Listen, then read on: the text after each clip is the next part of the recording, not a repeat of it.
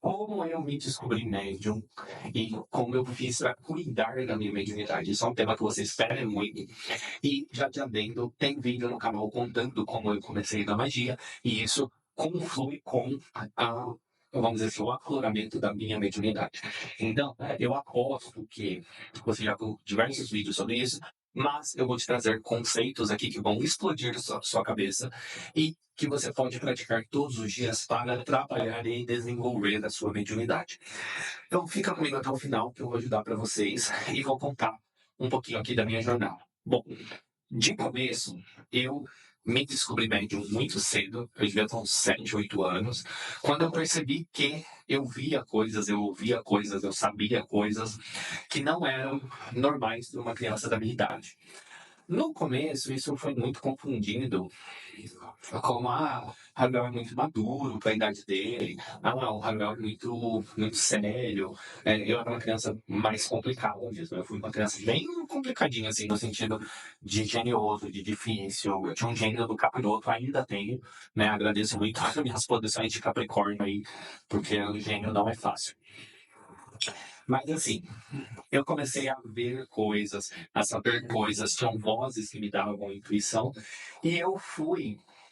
Primeiro eu fiz isso escondido, porque minha mãe tinha um livro dos espíritos, e eu comecei a ler esse livro escondido, e depois eu fui lendo ele mais abertamente. E foi um caos numa família católica, com uma parte de familiar ortodoxa russa, né? E isso, assim, gerou muito um turmoil, assim, uma tempestade na família, porque eu não queria mais seguir o catolicismo, eu queria seguir o espiritismo na época, que era o que fazia sentido para minha mediunidade. E essa é a primeira recomendação que eu dou se você está despertando a sua mediunidade, se você começou a entender que a sua mediunidade é aflorada. Por quê, pessoal? Deixar isso muito claro. Todos nós temos a capacidade de nos conectar e nos desenvolver dentro da espiritualidade, do ocultismo, dentro da magia e afins. Só que existem pessoas que vêm com essa capacidade mais desenvolvida, ou mais aberta, pelo menos, por dois motivos. Primeiro, porque você escolheu vir com essa capacidade para poder se desenvolver, ou porque você já vem desenvolvendo isso de muitas outras vidas. Então você veio com essas faculdades para que elas possam te auxiliar na sua jornada neste momento que você está vivendo. Então não renegue a tua mediunidade. Tá?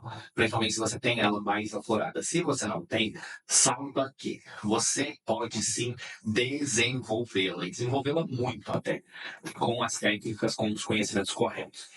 Então, muito importante aqui vocês entenderem isso. E aí, como você cuida da sua mediunidade? Eu falo que cuidar da sua mediunidade é da mesma forma que você cuida da sua higiene pessoal.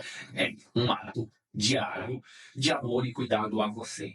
Então, meditações, limpeza, organização, estudo, muito estudo, principalmente, assim, hoje a gente já tem muito estudo sobre a mediunidade fora dos meios espíritas, mas não existe nessa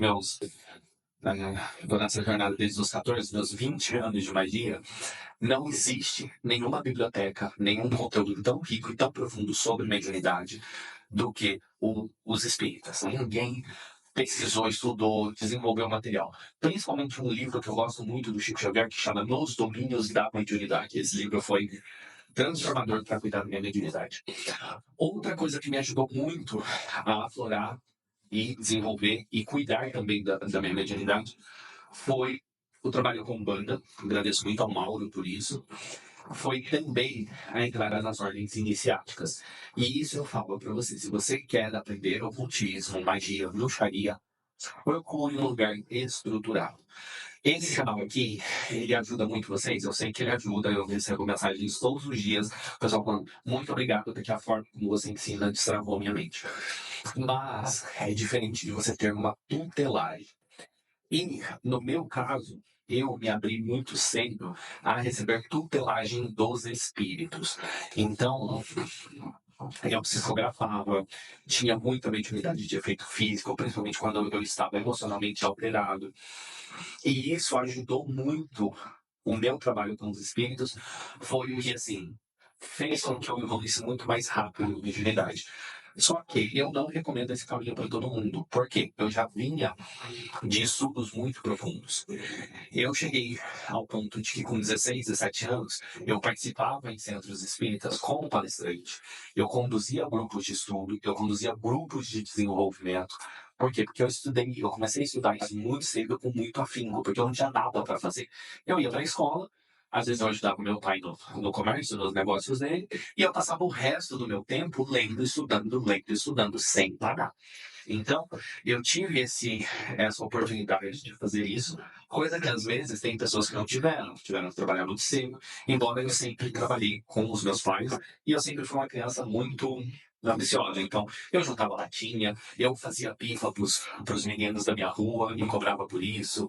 É, eu fazia trabalho de escola para os outros, cobrava por isso. Eu sempre dei meus pulos desde muito pequeno para ser independente, né? Capricórnio, isso é as regências de Capricórnio aí nesse mapa libriano. Mas, sim, foi o que eu fiz.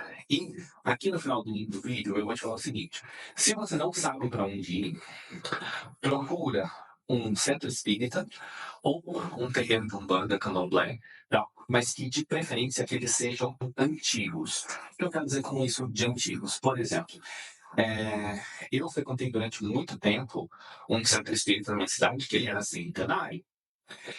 Então você imagina a egrégora do lugar, 100 anos fazendo a mesma coisa, 100 anos seguindo os mesmos propósitos, né? Pra você ter uma ideia, o centro era pouca coisa mais nova do que o Espiritismo. O Espiritismo não está completando 160, 170 anos, o centro tem agora deve estar 115 e poucos. Então, assim, o centro foi fundado lá nas bases do Espiritismo. Inclusive, os fundadores do centro vinham desencarnados orientar como conduzir o trabalho do centro. Então, isso me ajudou muito. Né? Eu também já participei do grupo de jovens espíritas. Depois, quando eu entrei para a Umbanda, foi muito bom, porque eu entrei com Umbanda, justamente uma hora era do Umbanda, do Candomblé, Maçom e Rosa Cruz. Então, você imagina, eu caí assim, nas graças de uma pessoa que já tinha percorrido todo aquele caminho e que pôde encurtar muito o meu caminho. O meu desenvolvimento foi muito rápido, graças ao Mauro. E eu falo isso em vários vídeos, eu falo sobre ele. Eu tenho que trazer um vídeo aqui sobre o impacto do Mauro na minha vida. Mas, assim, 7 anos com o Mauro, mas principalmente os 3 primeiros, os 7 anos que eu passei com o Mauro, valeram por, sei lá, 50, 100 anos. Então, isso ajuda muito.